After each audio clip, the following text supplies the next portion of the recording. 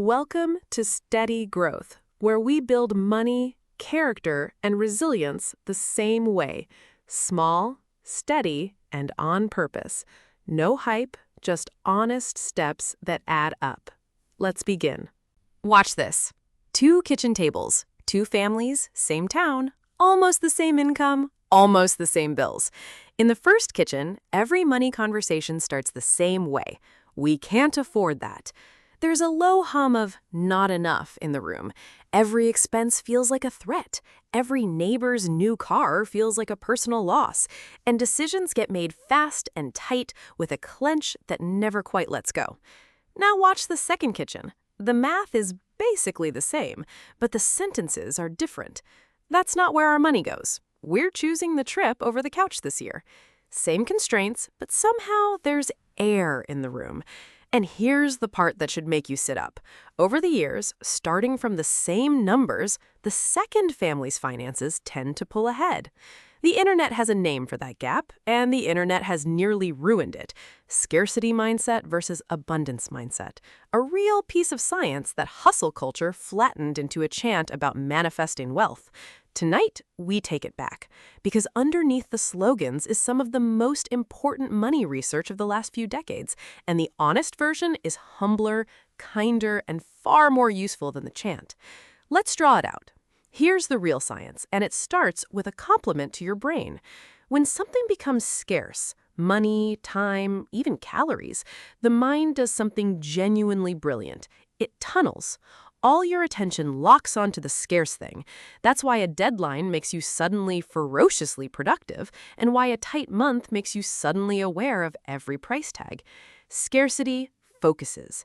Picture a single, narrow tunnel of light, the urgent thing lit up bright at the end of it, and everything else, the long term, the plan, the patience you meant to have with your kids, fading to gray on either side.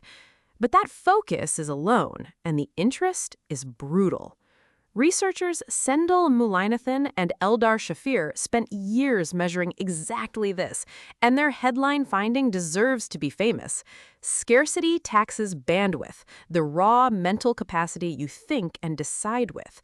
Their most striking study followed sugarcane farmers in India who get paid once a year at harvest. So the same farmer is relatively broke before harvest and relatively flush after. Same person, same brain, same fields.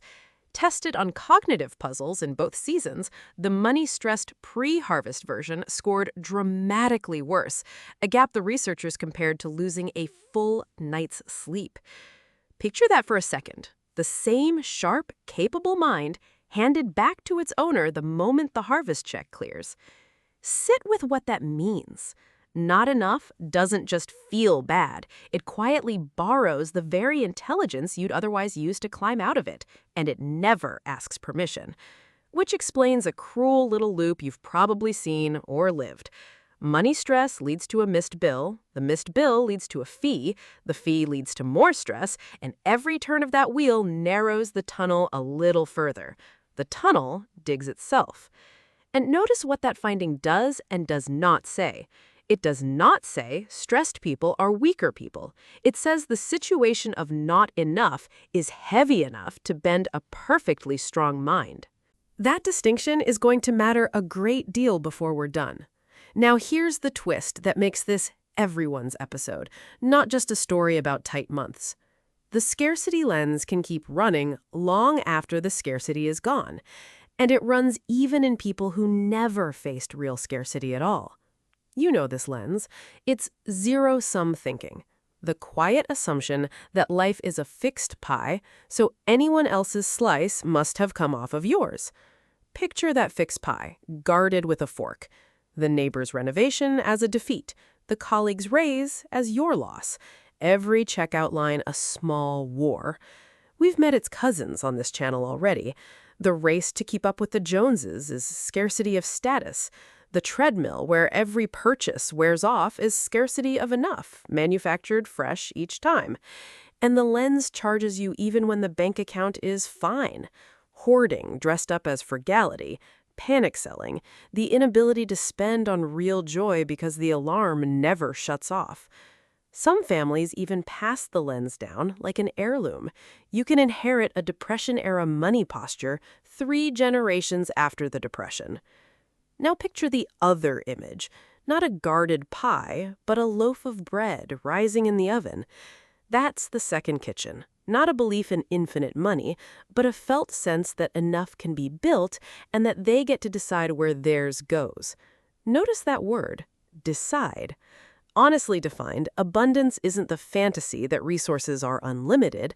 It's the felt ability to choose. And that, unlike the size of the pie, is something a family can actually train. So how do you loosen the lens? 4 honest moves. And not one of them is an affirmation. Move 1. Build slack because slack is bandwidth. This is the secret second job of everything we've built here. The emergency fund, the sinking funds, the automatic transfers. Yes, they're money tools, but their deeper product is margin, a buffer between your family and the edge that quiets the alarm and hands back the night's sleep worth of thinking the tunnel was taxing. The fund pays interest in clear-headedness. Move 2. Change the sentence. Watch the difference land. "We can't afford it" is a verdict about powerlessness, and a child absorbs it whole. They hear a family with no steering wheel. Now swap in, "That's not where our money goes," or "We're choosing this instead." Exact same budget, exact same no, but the second version hands the wheel back. It says, "We have a plan, and this isn't in it." One sentence teaches scarcity, the other teaches authorship. Your kids are listening to which one you pick. Move 3. Never make a big money decision inside the tunnel. Tunnels are for triage. Big calls belong at the calm distance we built into the Sunday money check-in and the 30-day pause, where the wide view still exists. And move 4. Deliberately count what you already have. Not as denial, as data the tunnel filters out. Your mind is a search engine that returns whatever you ask it. What's missing is the scarcity query, and it always finds results. There's a better question. We'll give it a whole episode soon. Now, I want to slow down and be straight with you, because this topic has a cruel edge I refuse to hand you. Hustle culture took this research and bent it into something ugly. The idea that people are poor because they think poor, that scarcity is a mindset failure you can vision board your way out of. That is backwards, and the very study we just cited proves it. The farmers' thinking didn't cause their pre-harvest poverty. The poverty taxed their thinking. Real scarcity is real. When the month genuinely doesn't cover the bills, tunneling isn't a flaw to mindset away. It's a rational response to a real threat, and what that family needs is slack and support and a bit of luck, not a lecture about lenses. So hold this line clearly. Tonight's episode is about the lens that keeps running where it no longer matches reality. The family that has enough and still can't feel it. The inherited alarm that won't switch off. The zero-sum reflex inside a positive-sum life. That's where this work is honest and the payoff is real. And even there, the lens doesn't flip by willpower. It loosens the way everything loosens around here, through systems and slack and practiced attention. Slowly. One last guardrail. Abundance can overshoot into its own fantasy, the it'll-all-work-out optimism that skips the budget entirely. The target was never either chant. It's the quiet middle, clear eyes about what's real, and full authorship over what's chosen. So here's the whole thing to carry with you. Not enough isn't just a feeling. It's a lens with a measurable tax. It narrows your view to the urgent, borrows your bandwidth, and left running long enough, it makes its own grim predictions come true. Some of that scarcity is real, and for real scarcity, the answer is real slack, which is exactly what every fund and jar and automatic transfer on this channel has been quietly building. Margin, the raw material of calm. But some of the scarcity in your kitchen may be inherited, or absorbed, or manufactured fresh each day by comparison, a lens that stopped matching your actual math years ago. That part is yours to retire. Change the sentence your kids hear from "we can't" to "we choose." Move the big calls out of the tunnel. Ask your mind what's present, not just what's missing. None of it is chanting. All of it is practice.